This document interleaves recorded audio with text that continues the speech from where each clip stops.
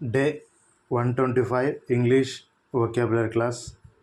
First word female, स्त्री, fence, కంచె, festival, పండుగ, fever, జ్వరం, few, కొన్ని, a few, కొన్ని, field, పొలం, ఫైట్, పోరాడు, ఫైటింగ్, పోరాడుతున్న, ఫిగర్, బొమ్మ మరియు రూపం.